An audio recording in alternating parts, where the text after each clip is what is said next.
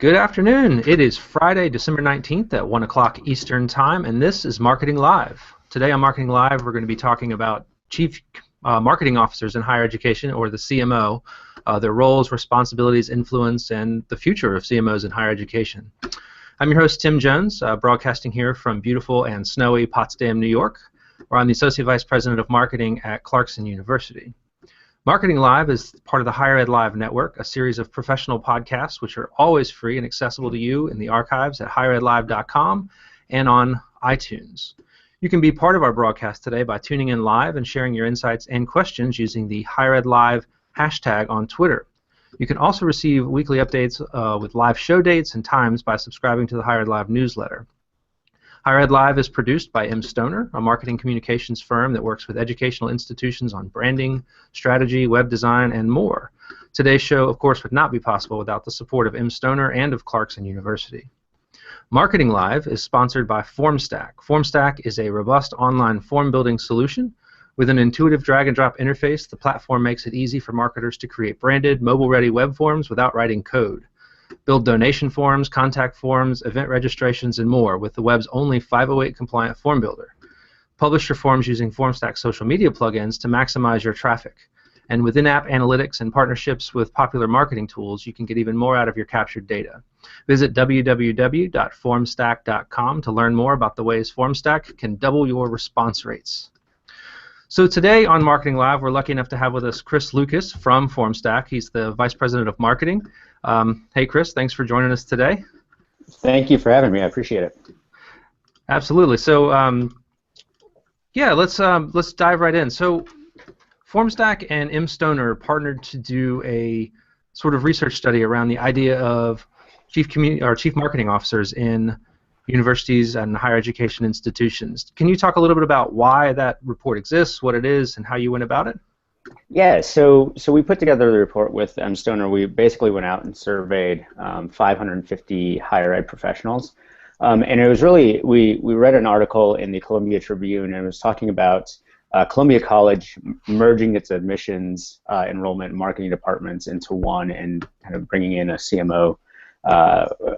And they were kind of rolling all that up under a C-level kind of manager. And so one of the things that we wondered was, is this a bigger trend in higher ed? We have a lot of higher ed customers and work with a lot of higher ed anywhere from admissions, enrollment departments, and things like that. And so we were just kind of curious: is this something that is going to be a bigger trend? And so we wanted to put the report together and just kind of see what the outcomes were. And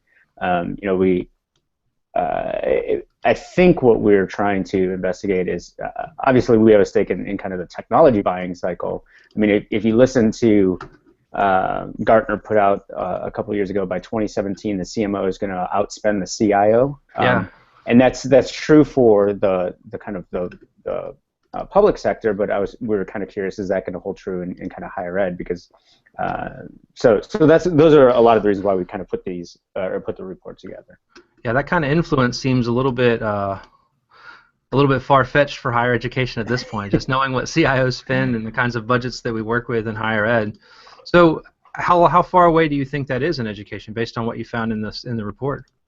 Well, it does look like there's a ways to go in that. One of the things that we found was only about 39% of folks have CMOs at their universities, and so what that means is obviously there's still a long way to go until kind of the CMOs take over the world in higher ed. But I think it is starting to see an uptick in the higher ed space. And really, when you think about technology buying, because marketing is so pervasive across multiple departments, I think that spend will continue to increase. It just may not happen under a CMO. It may happen under VPs or kind of manager levels. Yeah, so how important is that title, the CMO title? I know that there are a lot of institutions, Clarkson included, where there isn't a CMO per se, but there is someone who is functioning a lot like a chief marketing officer. Yeah, well, so I think one of the interesting things that we found was universities that did have CMOs, about 49% of them had a kind of a strategic plan or a strategic vision for how they wanted their marketing departments to roll. So I think in that component, it's important. But I think what we are seeing is that there are VP level or even kind of high manager level folks who can provide some of the strategic vision. Mm-hmm. I think with the CMO kind of title, you get a little bit more of that cachet and a little bit more of that kind of authority to come in and say, you know what, marketing is hugely important across admissions, donations, all of those kind of departments. How do we maximize our efforts, right? And I think that's where you see a lot of the importance happening. Yeah, so did you guys find any in the study? We're actually going to tweet out a link to the study that I think people can download and take a look at in just a couple minutes here. But did you find anything with regard to the differences in universities that do have CMOs versus those that don't, or don't have it in title or function? Yeah, well, so one of the interesting things was the types of universities that had CMOs. There was 53% of them were public, 47% were private. There's a lot of disparity. It wasn't only big institutions. It wasn't just private institutions that may or may not have more endowments or things like that. It really was kind of spanning across the board. So I think that was one of the interesting things that we found was you kind of expect larger institutions or kind of more well-funded universities. The one thing that we did notice is that where CMOs existed, there were just larger marketing departments. Yeah. And I think that's natural, right? Because you've got the authority to come in and kind of roll up a unit or roll up a marketing department and really have it serve as a liaison across a lot of the university. And so I think that tended to be true across the board. So do you think there's a kind of an average size of marketing team that universities should seek to achieve or to develop, or is that a little bit too dependent on individual institutions and culture? Yeah, I think it depends on the culture of the university. I think it depends on the strategic planning. I think what we saw. I think the number that we had was 11 or more employees where there were CMO existed. Mm-hmm.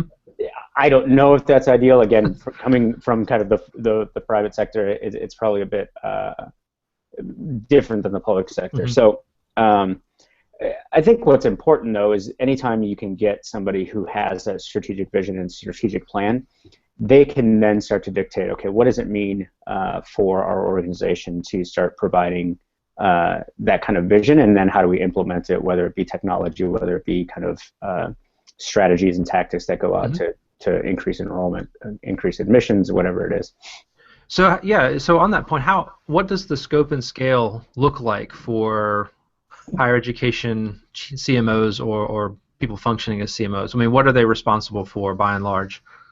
Yeah, so two interesting things that we found were around that strategic vision, right? Mm-hmm. So they were the ones that were implementing, kind of saying, okay, here's where we need to go as a university from a marketing department or marketing standpoint.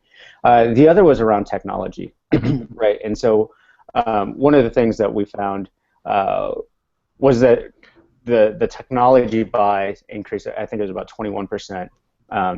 Spend in technology for folks who had CMOs, and so they're responsible for a large part of just saying, you know what, we need these technology tools to do marketing really effectively, and I think that's where you see a huge drive from kind of that VP CMO level marketing folks. That makes a lot of sense. So how about the general function of marketing inside of the universities? Did you guys find anything interesting in terms of I guess there's a balance between sort of the creative services function of creating marketing materials, which is really pervasive in higher education. That's sort of, I think, largely where marketing exists for those universities that don't necessarily have a CMO, versus the more integrated marketing approaches. Yeah, well, so in kind of what sense? Do you see any sort of commonality or sort of the scope of responsibilities, and is it changing based on the roles of CMOs? Oh, yeah. So I think it is changing. I think the common component is trying to be more efficient at marketing, right, and trying to find the tools that can help you become more efficient. So I think that's really where, and if you look at kind of outside of higher ed, I think that's just marketing in general, right? Because there's so much demand on your time and resource as a marketer, and you've got all these tools, you've got all these platforms, whether it's social or digital, whatever it is. And so I think the big driver across all marketing pursuits is how do we become more efficient, and how do we drive, whether it be through technology or just through smarter marketing, smarter resources, can we start to drive in and just be more efficient through the use of technology and through the use of marketing tools? So what kind of tools would you think, or would you recommend people start looking at to head in that direction? So one of the most important things I think is CRM, right? As you talk about kind of customer relationship management tools, and how do you begin to use those effectively? Because everybody knows the power is in the database, right? Whether however you can tap that, I think that's the most important thing. And then one of the things that we saw was the use of kind of marketing automation tools, and so. How do we begin to kind of think about nurturing students, right? As you're coming in from an enrollment standpoint, how do you begin to identify who the right types of students are, what are they doing on the website? Are they actively looking at campus versus kind of classes or courses or whatever? Start to understand what that is and build a profile through things like marketing automation. I think that's another important area. So those are two things that seem really dependent on analysis and data and just sort of understanding and sort of more insight-driven marketing rather than just sort of send it out in the world and hope it works kind of stuff. Is that a pretty much, I think that's a trend inside of higher education in particular, but also outside of higher ed and marketing, just this idea that data needs to drive decisions more than it ever has. Oh, I think data is hugely important. I mean, we're seeing, one of the terms that we're kind of throwing out at Formstack is kind of that conversion rate optimization, right? How do we get people in, and how do we begin to understand why do they fill out a form, right? What made them, and where do they come from? Whether it's a social channel or a search channel or kind of a direct mail program, how do we start to measure that, and then how do we serve up content that feeds their interest? So data is going to be a huge part, and I think that's, again, broadly across the marketing spectrum, but even more so in higher ed, because I think higher ed has a ton of data to capture, right? There's so many data points that you can capture, but it's about leveraging the tools to capture all that data that's out there.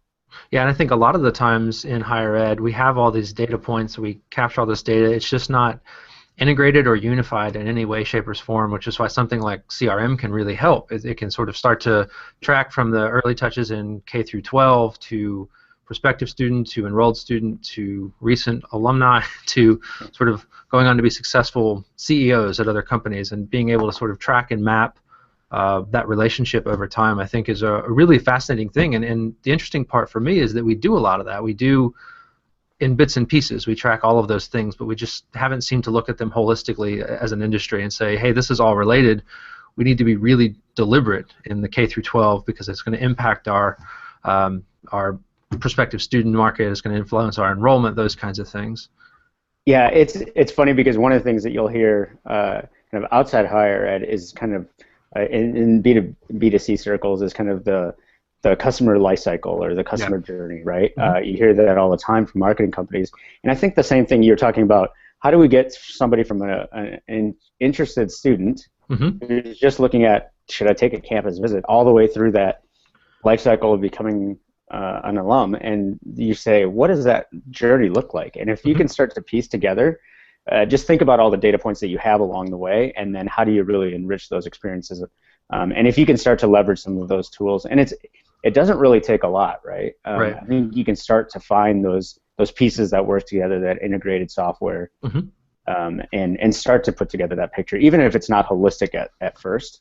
I think that's what's exciting about technology today is there are so many great tools out there that you can begin that process. And if you have somebody in a leadership position who's thinking that way, it kind of helps funnel it down into kind of the organization as a whole. Yeah, I think that's where we're headed, I think, as an industry. I think I'd be curious, so you're coming from the private sector to a large extent. Right. How far behind is higher ed in terms of marketing and because I know there's a lot of progress in the past 5-10 years, but it still at times feels like higher ed is playing catch up to the rest of the marketing world. So what's your assessment of that? Yeah, well, I think And I think it comes along with technology, right? I think more universities are open to experimenting with software that is not just kind of homegrown Mm-hmm. or industry-specific software that somebody says, you know what, you've got to use this CMS because it's what everybody uses in Yep. higher ed. I think as you get a lot of folks who kind of understand digital marketing in a much broader perspective, Mm-hmm.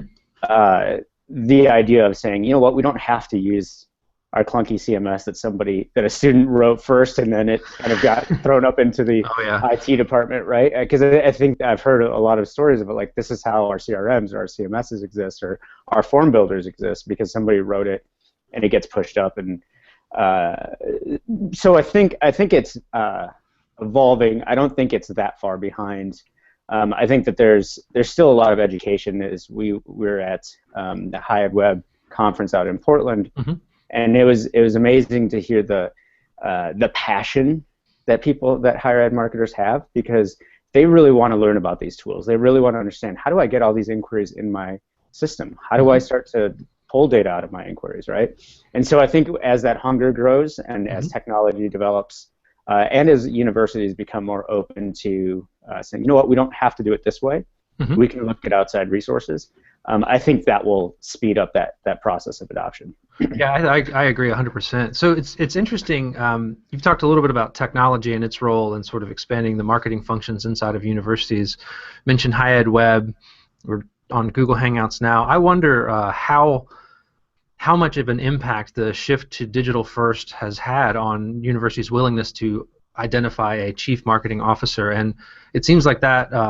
I wonder if this came out in the study or not. Is something that digital function is sort of part and parcel of the marketing movement inside of higher education. It seems like those two things are wound together, and I wonder if the CMOs, the universities that do have CMOs, have a distinct, I guess, digital presence that maybe there may be some sort of connection between those things. Yeah, and where we did see a bit of that relationship is just the use. I think I Mm-hmm. threw out the 21% number Mm-hmm. of just using cutting edge technology and cutting edge just being CRMs and marketing automation. I think that was kind of where we saw it. But I think holistically, as you look at, I mean, you talk about Google Hangouts, you look at all the social platforms out there, and I think there's just there are these broader platforms that Mm-hmm. people can use to go out and seek out customer segments or folks that they want to go and target, right? And so Mm-hmm. digital media just makes marketing. It's the great equalizer in marketing, right? We're a Absolutely. relatively small company, but and the same thing holds true. We can go after huge company, we can go after customers that huge companies are going after, and the same Mm-hmm. thing's happening in universities, right? A small college now can leverage the use of really great social media and Mm-hmm. great hangout tools or great if they have the back-end technology, they Mm-hmm. piece together a great form builder, a CRM, and a marketing automation software, and they can get leverage the social platforms or leverage the other platforms that potential students are using, Mm-hmm. and they have equal access, right? And I think that's Absolutely. what's different in the marketing game now is it's not just the big companies or not just the big institutions that can get after the students anymore. Mm-hmm. It's kind of equalized that. So let's kind of switch gears a little bit and think about all of the universities out there or colleges that don't have a CMO function and don't have this sort of centralized marketing or at least a really well-defined marketing function inside of the universities. And you have all those passionate people, the ones who are at High Ed Web, the ones at CASE, AMA, all of the conferences who are all hungry and anxious to sort of implement a lot of these ideas and these technologies. Where should people start, and what does that road to, I don't know, I guess ideal marketing setup look like? Well, I think I really think where it starts is just by fundamentally understanding what is the organizational goal, Mm-hmm. right? And where do you live within that goal? I think so many times up until the last couple of years, it was, well, I just need to get people to my website, right? Mm-hmm. I just need them to get to this page. I don't, and then after that, it's this big black Yep. abyss. But I think if you can start to say, you know what, we need X amount of inquiries to drive this amount of campus visits to this amount of student enrollment or whatever your function is, I think if you can drill down to the metric and then say, you know what, here's how here's how I can impact that. Yeah. Because if you can start to show impact and say, you know what, our program did this. We drove X amount of more traffic and X amount of more registrations. Then I think you can start to say, you can go up to a manager, or you can start to build that consensus and say, you know what, we need the resources because we can show improvements, we can show gains, but it's all about having those metrics in place. And so I think that's the best place to start, is really saying what's the thing that we're trying to impact the most, and then finding tools that help you solve that problem. So if it's inquiries, how do we get better inquiries, right? What channels are converting the most for us? If it's understanding the data, and then how do we leverage CRM to understand that we can then put out better kind of follow-up programs. Yeah, I think that's a really critical piece of it, is that given that so much of our focus is on outcomes and data, and the industry itself is more and more competitive, I think figuring out how you can make yourself valuable to those bottom line outcomes is absolutely the right way to go. And I know that a lot of universities have a hard time defining those bottom line outcomes because there's so many variables and all those things. And so in those cases, if somebody is, say, facing, we want to get, you have these great sort of nebulous goals in higher ed every now and then. We want more applicants, and we want better applicants, and we want more donations, and we want bigger donations. So in those situations, do you recommend, or do you think that it's wise for someone, say, who's a web developer or a web communications person, to try and establish their own benchmarks and try and demonstrate cause and effect, to say, we did this, it equaled this, and we know that it's going to help with this? I mean, how important is that? Oh yeah, I think that's hugely important. I mean, marrying just simple Google Analytics data or whatever web analytics data that you have, and if you can say, you know what, here's our benchmark for X amount of months or X amount of years, and say this is what we did, and then you say, you know what, we created this landing page, or we did this campaign, and look at the number. Look at just look at that, and if you can find, like I said, it's one metric. Yeah. It doesn't have to be that big kind of funnel metric, right? Find that one thing that's really important to you, and then say, you know what, we were able to get more enrollments because we did this piece, and you can show a piece of data, right? I think that's the most important thing, is what is that baseline, and then show improvement over that baseline, because we all have to start from somewhere, right? Yeah, absolutely. And I think it's actually people are more and more inclined to understand the connection between some of the work that we do on the web and social, and the lift you see in applications, interests, inquiries, all of those things. And it's interesting to see admission numbers continue to go up, and marketing continues to improve. And in the past, it's been a little bit difficult to say, I think they're related. I think we're doing better on marketing, and that's why we're getting more. But I think the people are more and more willing to see that connection, or at least acknowledge it and explore it, and then do what they can to really optimize and take full advantage of the connection that does exist. And I think that's where things like conversion rate, that used to not be anything. I mean, I've been in education almost 15 years, and that's not something that ever was talked about in the past 10, I can say, or 5, and it's pretty fascinating to see that change. And so talk a little bit about what you guys do with Formstack. I know because you're big on the idea of conversion rate, and one of the cool things about the tool is that it makes it really easy to see, and it gives you the conditional logic and all of those features that allow you to really tighten up the form down to language tweaks and all of those things. So how important is it, and what should we be doing in education? Yeah, well, so I want to back up one point. You said when kind of marketing is we do this great marketing and we think enrollment went up, or we think applications went up.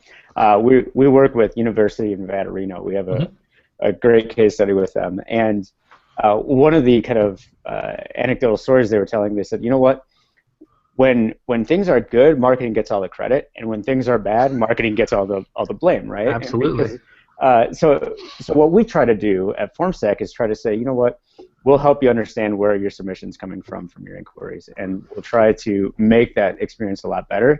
So if you are in that downtime, you can still at least point to that one metric. Right? We were talking about what's the most important thing for us, whether it's inquiries, and we can still show, like, you know what, sure, enrollment's down, but we received X amount more inquiries than we did last year. So there's maybe something else in the system that we have to fix. And so that's what we're really trying to do at Formstack, is trying to drive better insights into kind of that data collection process. And so as we evolve, we're going to do some more things around that conversion rate optimization space, and say, we've got features coming out that will give better analytics and say, how do we marry our Google Analytics data, our web data, into our form and our data? So those are the kind of things that we're trying to do. Yeah, I think that's important to mention, that marketing does get blamed a lot and credited a lot.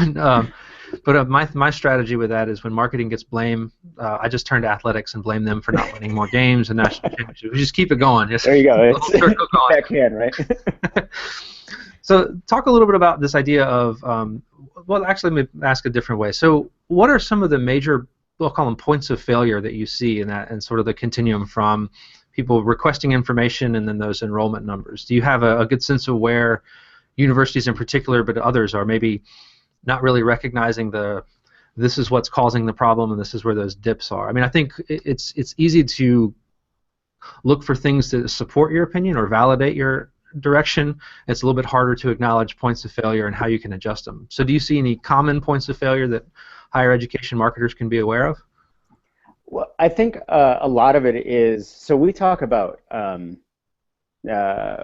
we put out a different report around form conversions, and one of the things that we talked about was the brand experience, right? And so oftentimes what we see happen is we have these really well-branded campaigns, and we're driving traffic or we're driving inquiries to really nicely, you spend thousands and thousands of dollars on a rebrand every couple of years or whatever that number looks like, and because we always want that logo to look shiny, and we want those key elements to shine and pop, right? But what often happens is you have this really good front-end experience, and then the back-end experience is really poor. And so and whether it's a landing page or a form or whatever it is, you drive them to this really well-done campaign, and then you ask them to fill out information on an inquiry page. And that inquiry page is non-branded, or it's this kind of janky form that doesn't have your branding, that looks really just kind of off from that first experience. And I think that's where, as we talk about digital marketing, is we spend so much on the front end, we forget about that conversion piece. Right? And all the sexiness of the campaigns, everybody can get excited about that, but it's that conversion piece of saying, how do we really create that really nice experience all the way through the process? And even on the follow-up, how do we send a custom email back to the person that says, your inquiry is received, and here's what you should expect, right? Yep. We often talk about that once a form is submitted, that follow-up, that immediate follow-up, that confirmation of saying, hey, you know what? Thank you for your information. Brand it, personalize it, and that drives so much more kind of on the retarget, on that follow-up. So I think those are two places that I see oftentimes, specifically in higher ed, because you are using kind of CMS tools or things that are kind of the technology piece may not be there, and so you spend a lot of time on those really well done campaigns, but it's that conversion piece that often fails. And it seems like that's a key function that a centralized marketing officer, like a chief marketing officer or a centralized marketing function, could really help with, because a lot of the times I think the responsibility gets passed at each stage. So we're responsible for the front end, you guys are responsible for managing the data that you get, someone else is responsible for the follow-up, and then a whole other group is responsible for reaching out and following up on those leads, and then processing the applications and all of those things. And so where do you think marketing should sit in that? I mean, is it sort of the way that Columbia is doing it, and all in, where everything goes through marketing? Or, I mean, I guess from a marketer's perspective that's ideal, but where should marketing fit in that whole process? Well, again, I think it's about the metrics, right? So if you can say, we are responsible for driving campaigns, and we're responsible all the way to a qualified inquiry, right? Then I think that I think then the marketing has to take all of that into consideration and say, what makes a qualified inquiry, right? Yeah. It's not somebody just submitting the form, but it's somebody who's done certain activities on our website, or who's researched in a certain way. And if we can say we're responsible, if marketing is responsible for that qualified inquiry, then I think you can start to slice it and dice it. And then, I mean, obviously you want to control, as a marketer, you want to control everything, because then you get to dictate a lot, right? Yeah, complete marketing experience. Yeah, exactly. But in the real world, it doesn't work that way. So I think that's where you can say, again, what's a qualified inquiry, and then how do we own that qualification piece? Mm-hmm. And I think then you can start to divvy it up. Yeah, and I think that goes back to a point you made earlier about the strategic goals of the institution and sort of picking metrics or identifying metrics that fit within that. So qualifying leads is essentially the same as saying we want to improve the quality of our applicant pool or the volume or all of those things. So I think that's a really important focal point for us. So how about the leadership piece of marketing? I think that because what we're talking about is this idea that marketing should have influence, at the very least, across the entire spectrum of a prospective student or an alumni. All the engagement that goes on in higher education, that relationship should be at some point or in some way influenced by marketing, at least the ideas and the brand and sort of the comprehensiveness of the brand and all those experiences. But a lot of the times that's not in the cards. There's not, say somebody in the CFO's office who is really interested in ensuring that your personal touch that you establish as a marketer on the front end. You come here, we're a small school, we're personal, and then they get the form letter from the CFO, and it's 700 form fields, and it asks for your social security number before you're an applicant, and all the things that go wrong. How do people who aren't in that CMO position convince others who are maybe further up the food chain that this stuff is important? I mean, is it as easy as following the metrics, or are there other things that people should be doing? I think one of the things that is interesting is so at Formstack we test everything, right? Mm-hmm. We have a lot of ideas, and as a marketer and as a VP of marketing, I get to influence a lot of things. Yeah. So I may be like, you know what, I want a darker shade of green, and we'll fight over a darker shade of green. And really what we should be doing is testing, right? Mm-hmm. And so we have this very, we believe in testing almost everything. And so I think you're talking about that, that we do see this a lot. You've got that 20 field form that asks for every bit of information. Mm-hmm. And I think, so in that situation, kind of a practical thing that you can do is say, hey, you know what, that's a great form, but let's go test a 3-field form where we get the name, email, and phone number, right? Mm-hmm. And then let's set up an email campaign that goes back and says, hey, Joe, thanks for visiting the website. Here's some more information, or here's a piece of information that you may find helpful on making a decision about going to college, right? And you give them a little bit of something, and then when they go to get that piece of information, you say, hey, can I get 4 more fields from you, right? It's about testing, can we get information in a different way? That's where some of that automation helps too, because I think the initial reaction, and I've been through this recently, but also even further back, is that all of that requires, at least on the surface, more effort and more work.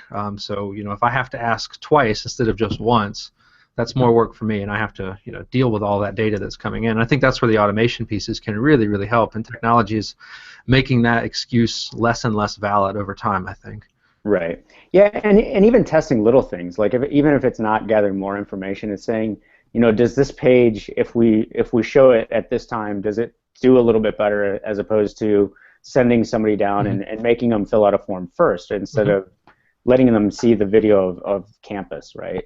Like, how do you just test some small elements and then start to say, you know what, here's one piece of data that shows maybe this experience is slightly better than this experience. And there's great tools out there like Optimizely and some other kind of high-functioning A/B testing tools, but you can also do kind of limited A/B testing on your own. And I think just like we were talking about, start with one metric, with one thing, test it, see what happens, and then kind of go from there. Yeah, I think it's important too, as you're trying to establish more influence for marketing and some credibility even with those who may not necessarily think that your input is salient or relevant to their activity. I think it's important to find those shared metrics, the ones that are valuable not just to you but also to the other individuals. So if it's enrollment numbers, if it's GPA, GMAT, whatever it is, whatever number or metric needs to improve or decrease or increase, finding one that everyone can agree on, so that when you're testing something that's valuable to both sides of the argument. So it's not just, this shade of green is really important to me because I'm really into color theory.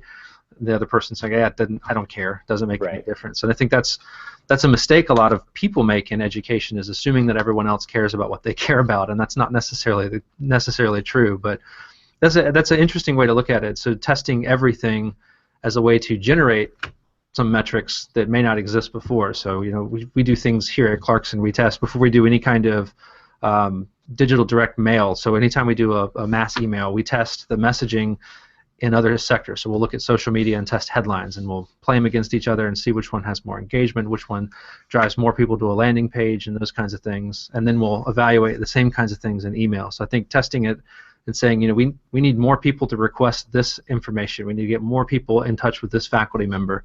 How do we do that, and how do we optimize those things? And then taking that to the faculty, chair of faculty, and saying, see, when we get them directly in touch with a faculty member, they're more likely to enroll, and they're also usually more qualified students. And so that's what matters to the professor. So trying to, I guess, fill in the blanks and connect the dots for folks around what influences what and why and how, I think is a really important aspect of earning influence as a marketer. Yeah, I think that's a huge point. You talk about kind of that shared metric, right? Mm-hmm. And I think that's hugely important, especially as you were talking about building credibility from the bottom up. And mm-hmm.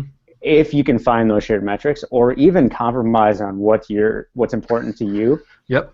But don't compromise don't compromise in a big way, but say, you know what, okay, maybe this isn't important, but maybe if I can wrap my head around, I don't know, visits. Mm-hmm. And really what you're trying to drive is a qualified inquiry, but you say, okay, let's mm-hmm. see if this campaign can just drive more visits, and then work your way up to the qualified visit or the mm-hmm. qualified inquiry. I think that's where you have to give a little bit, mm-hmm. find a shared metric, and then say, okay, now let's go back and test this metric, because I think this influences that. And mm-hmm. I think if you can start to find those commonalities and find places that you can give and take, mm-hmm. I think then you can speak across multiple kind of departments or multiple kind of I hate the term stakeholders, but stakeholders. Stakeholders sounds like a very corporate word, so I hate that. But, yeah. So have you guys, so in the work you've done with Formstack and with other institutions, have you found any, I call them universal metrics, or anything that seems to be pretty valuable across the board, and any ways to influence that? It's tough, because there's so much that kind of happens within our system, and mm-hmm. universities use us in a wide variety of ways. I think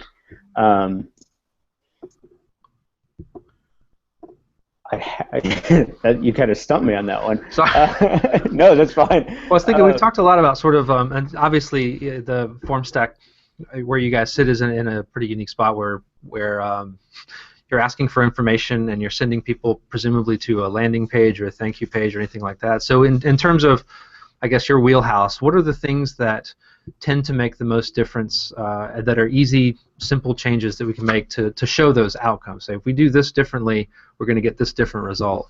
Yeah. I was kind of processing as you were talking. It brought me to 2 points.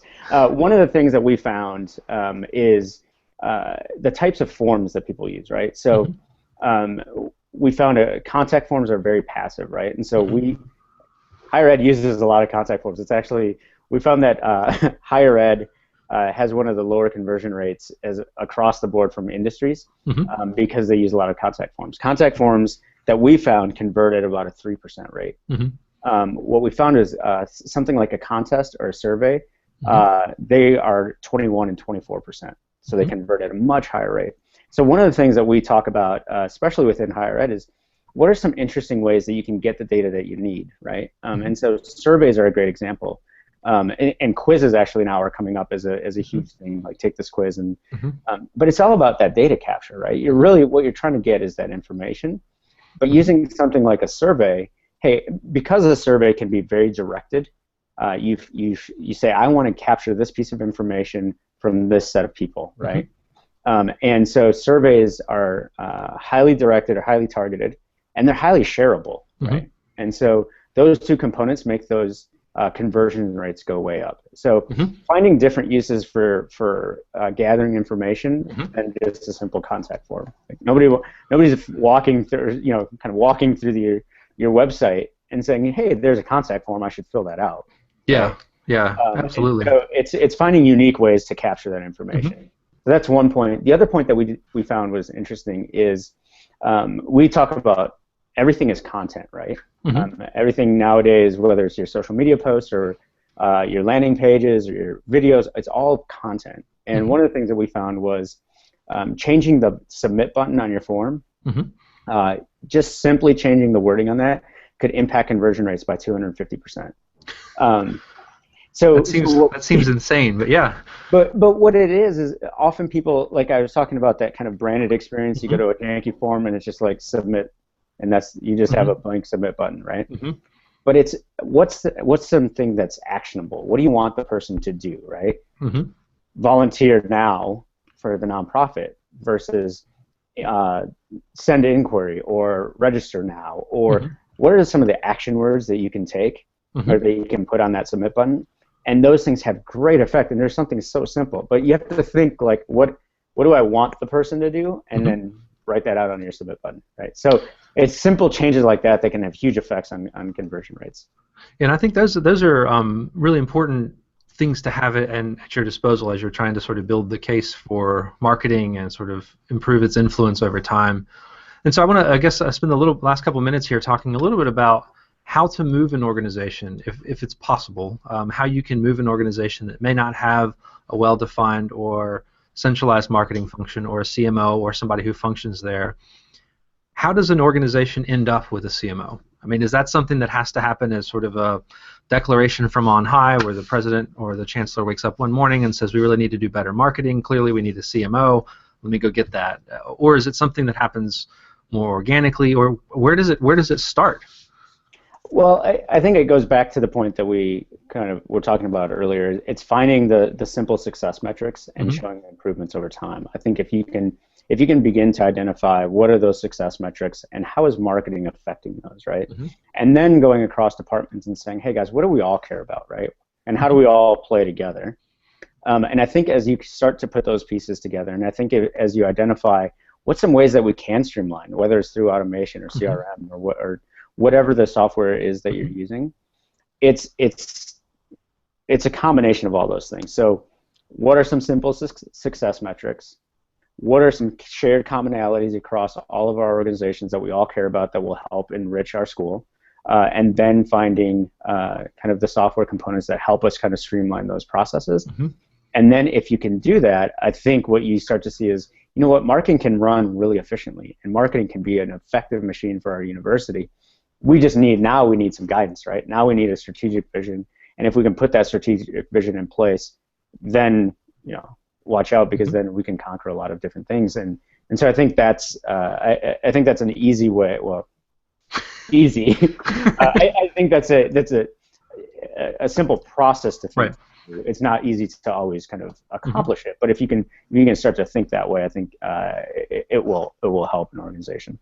Do you think there's a department or a sort of a functional unit inside of higher education that has the most potential to introduce marketing as a primary focal point for a university? I mean, we talked a little bit about it coming out of digital in a lot of places. Is that, I guess because there's so much data there, using that process where it's looking for metrics makes a little bit of sense, but what do you think?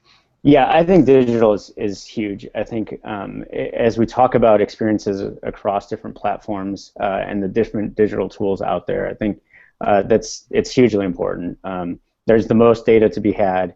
There are most platforms to be leveraged, and I think that's probably where because really we're talking about, can we own brand, but it's more than brand, right? We have to own brand, but we have to own experience. And I think that's where digital comes in, and you say, we can own brand, but we're much bigger than brand. We're about creating a really great experience from front end to back end. And if you can start to do that, I think that's where it should live. So do you think, I guess it's sort of looping all the way back, do you think there'll be a lot more consolidation inside of universities around admissions, marketing, advancement, all of the different functions? It seems like there's a lot more overlap than there ever has been, in part because so many of these tools unify that. I mean, their express purpose is to bring together all of this disparate data into one unified, clear picture and provide insights. So do you think you'll see more of that? I think, you drew the perfect pipeline, right? You said, what's a prospective student? And once they become a student, how do they interact with the university? And then how do they interact with the university once they graduate and become kind of in that donation process? And I think it almost has to go that way. I think you Mhm. have to have somebody who's in charge of that, because you have to have somebody who can, you know, as marketers, we're tasked with, I need to get inquiries, or I need to do this, or I need to get more donations, and I need to drive whatever. And so it's hard for somebody to put all those pieces together. And so unless you task somebody and say, this is the vision that we need to Mhm. have, and we need to have full understanding and full cooperation from the university as a whole to say, here's how we can bring all this data together. Mhm. I don't think it's going to happen unless you have somebody. And I think especially as you talk about kind of higher ed and kind of the rising costs and just Mhm. a lot of the kind of social kind of influences around higher education right now, I think you're going to start to see how do we do it more efficiently, and how do we Mhm. drive kind of internal costs down by being much more streamlined. And I think that those factors are actually going to Mhm. drive kind of CMOs into a much better position in higher ed. Yeah, and you know, one of the other interesting things that comes up a lot is the number of hires inside of higher education that are coming from outside of the industry. And I think particularly in the marketing side, you see that more and more. People who have the product development experience or product packaging or all of these different areas, retail, other marketing firms, agency experience, those kinds of things. Do you think that's helpful for the industry to bring in some of those different perspectives? Maybe people who've worked with larger budgets, teams, more familiarity with software, those kinds of things? Yeah, I think it is. I mean, you were joking about going to athletics and saying win more national championships, but I think athletics have figured out that it's a marketing machine, right? Hmm. They've become marketing machines, and especially at the larger institutions, and they've figured out the way to get more people in the seats is to create a really good product, Hmm. right? And so I think universities are starting to say, how do we create a really good product? And our product is the experience, the education. Hmm. You talk about graduate schools. What is our product? And I think you've got a lot more folks who are kind of thinking in that way. And I think you'll start to attract. I think there is, like you said, there are more people coming in from the outside. Um, it challenges the old guard. I think any industry where it challenges the old guard. I mean, you look at tech Hmm. 10 years ago. Yep. You've got Uber, who wasn't even a company 7 years ago or 8 years ago, Yep. something like that, and they're challenging. Uh, all PR issues aside, they're challenging a very old kind of industry, right? Hmm. Taxis, and even kind of transportation as a whole. Hmm. But anytime you have that kind of disruption, I think the old guard kind of has to think of a different way of doing things. And I think you put those 2 points. We're trying to figure out what is our product, Hmm. and you've got people who really understand how to sell and market a product coming into higher ed, and I think that will just kind of help shape that landscape a little bit more. It's interesting too because the word product is not something that has been universally, it's not been well received for a long time in higher ed, but I do think that's changing, even the language we use around marketing. And that's one of the reasons the CMO title is so interesting, is I think it signifies a shift in the way that we think about marketing, its relevance and role to what we do. I mean, there's been an increase in universities willing to think about their what they do as a business and what they offer as a product, and think about students as consumers, and that's an uncomfortable area for people who've been in the industry for a long time, but I think it does help um, take away a lot of the pretense that comes with academia, and it gives us a lot more focus in what we can do to actually influence numbers, enrollment, um, deposits, retention. All of those things can be driven by marketing and marketing mindsets. I think that's a really important and significant shift in the industry, seeing that just the language around it change. I mean, that seems like we were talking about what people can do who are, maybe not at the top of the organization, but interested in advancing that idea of marketing. I wonder if maybe just changing the language they use to talk about activities that they're pursuing might actually help influence that conversation a little bit. Oh yeah, I mean I'll give away my age. So you can see Purdue behind Mm-hmm. me. When I was at Purdue, just as I was graduating in 2001, uh, a lot of the shift was around how do we create better kind of dorms, and Mm-hmm. they started calling it residential life, right? Yep. It wasn't just dorms anymore; it was residential life, and Mm-hmm. they were talking about the new students coming in were consumers, and they were building these residential life kind of experiences Mm-hmm. to better fit the student consumer, and they Mm-hmm. wanted a nice place to live. They wanted uh, kind of more food choices, and so you saw suddenly on Purdue you saw a pop-up of all these kind of, you still had the meal swipes, but you had this variety of food choices. Yep. And that was all kind of a consumer-driven activity. And so I think you're starting to see that, and I think the change of language is one area, and I think you can affect change by just, even if you're not comfortable with the word product, I think if you can see kind of shifts in that and slowly start shifting the language, you'll start to see kind of the whole idea of what is a university and what's its main function. I think you can at least begin to speak a little bit differently and change the way that marketing kind of influences that. Yeah, and I think it's in my experience we've had a couple aha moments when you take away all of the nuanced language of academia and you start saying, this is our consumer, this is the product we're marketing to that consumer, here are the channels that make the most sense, here's the features and benefits of that product. People start to look at you and they say, well, I'm not really comfortable with those words. I'm thinking that's not really up for discussion. What we're talking about is what we need to do to make this more appealing to these people for this reason. And it does help kind of inspire some of those aha moments where we stop talking about, well, what about this specific student that I know who doesn't fit that it's sort of, we get stuck in that a lot, and I think stripping that language down to a basic product consumer, let's just do it, kind of helps quite a bit. At least in my experience it has. And there are still a lot of folks, a lot of places in higher ed that aren't comfortable with that language, but even if you just think that way and then frame it differently for when you're trying to pitch up to whoever, you have to think as though it's product and consumer, otherwise it's not going to get any better. Right. Well, and you talk about kind of featured benefit. I mean, one of the things that we all do is try to say, what's the benefit of doing this, right? What's the benefit of going here? What's the benefit of whatever it is that we're trying to sell? And I think that's, as we talk about kind of content marketing and all that, a lot of what we don't even talk about, or we try not to talk about the product that we sell anymore. We try to say, how are we going to solve your problem as a marketer? How is Formstack going to solve your problem? And I think the same way can be applied to a lot of different things, and especially in higher ed. What is the problem that we're trying to solve for students, right? Or for alumni, or for whatever it is that the group that we're servicing. And if you say, if my department can help solve that problem, then the marketing kind of flips on its ear and says, this is how we can talk about it. Exactly. Yeah, I think that's a really key point.